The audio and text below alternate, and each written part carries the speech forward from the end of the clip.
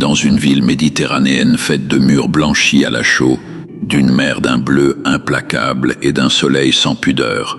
Meursault vivait en marge, à distance de tout centre, simple employé dans un bureau sans relief où chaque matin il s'asseyait derrière une table qui lui ressemblait, propre et vide, ne gardant du jour que ce que les papiers lui imposaient. Puis il rentrait le soir dans un appartement modeste, un lit, une table, un balcon donnant sur une rue lavée de lumière puis vidée de sens, et jamais il n'avait pensé que sa vie méritait d'être racontée. Elle avançait comme une ligne monotone tracée sur du papier bon marché, jusqu'au jour où arriva le télégramme, un petit papier, une phrase brève, mère décédée, enterrement demain, condoléances. Il le lut puis le relut, non par choc, mais parce que ce ton mécanique réduisait toute une vie à une seule ligne, et rien ne bougea en lui assez fortement pour être appelé tristesse, seulement un poids vague dans la tête. Alors il agit comme on accomplit une tâche ordinaire, demanda un congé, prit le bus, se rendit à l'asile où sa mère avait en réalité cessé d'être présente, bien avant sa mort officielle. Et lorsqu'il annonça la nouvelle à son patron, il le fit simplement. « Ma mère est morte, j'ai besoin de 2 jours. » L'homme le regarda comme s'il attendait des larmes pour valider la vérité, mais n'en trouva pas. Il signa, et dehors tout était pareil. La lumière, les trottoirs, sauf ce papier dans sa poche qui disait qu'un ancien fragment de sa vie venait de tomber ailleurs. Dans le bus, Meursault ne revisita ni son enfance ni les gestes familiers. Il ressentait seulement la chaleur, la lumière dure et une douleur dans la nuque, car depuis qu'il avait placé sa mère à l'asile, quelque chose s'était déjà rompu, et la mort ne faisait que donner une forme officielle à cette rupture. À la veillée, on lui proposa d'ouvrir le cercueil. Il refusa. Il ne voulait pas fixer dans sa mémoire un visage vidé de vie. Alors il resta assis près du cercueil fermé, une cigarette à la main, un café au lait posé à côté, regardant la fumée monter vers un plafond bas, sans avoir l'impression de se tenir au bord d'un abîme, mais plutôt dans une salle d'attente interminable.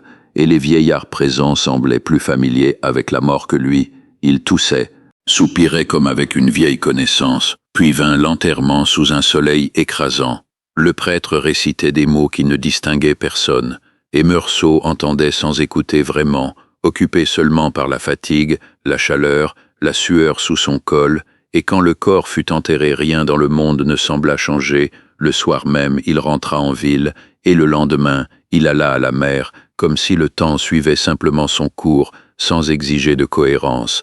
Là, il retrouva Marie, ils nagèrent, rirent, s'allongèrent au soleil, et la mort de sa mère n'envahit pas ce moment. Elle resta absente comme elle l'avait été déjà. Plus tard, elle lui demanda s'il l'aimait. Il répondit qu'il ne savait pas, peut-être pas, mais qu'il accepterait de se marier si elle le voulait, car il refusait de mentir même pour donner forme à ce que les autres attendaient d'entendre. Et autour de lui, d'autres vies continuaient de tourner. Son voisin Raymond, brutal et trouble, lui demanda d'écrire une lettre destinée à piéger une femme qu'il maltraitait. Meursault accepta sans raison forte, ni refus réel, comme on accomplit un geste sans y croire, et ce geste fut le premier fil d'une chaîne qui allait se resserrer, car quelques jours plus tard, sur une plage écrasée de lumière, après une altercation confuse, Meursault se retrouva seul face à un homme. La chaleur était insupportable, la lumière brûlante, le monde réduit à une vibration aveuglante. Il avait dans la main un revolver qu'il avait pris presque sans y penser, et soudain un éclat de lumière sur un couteau, instant suspendu. Aucun discours, aucune morale, seulement un corps accablé de chaleur, une lumière trop forte, une main qui serre une arme, et il tira. Puis encore 4 fois, comme si le geste s'était détaché de lui-même. Et à partir de là, son histoire ne lui appartint plus. La machine sociale se mit en marche.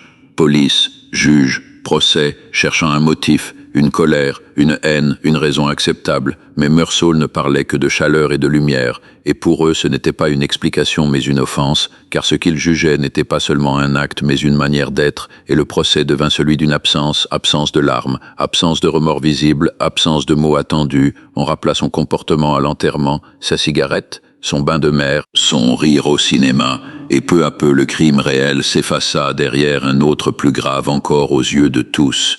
Celui de ne pas ressentir comme il faut, de ne pas jouer le rôle. Le procureur le transforma en monstre moral, un homme sans âme, sans Dieu, sans repentance, et il fut condamné à mort comme on élimine une anomalie, et en prison face à l'inévitable, il cessa de chercher un sens qui ne venait pas.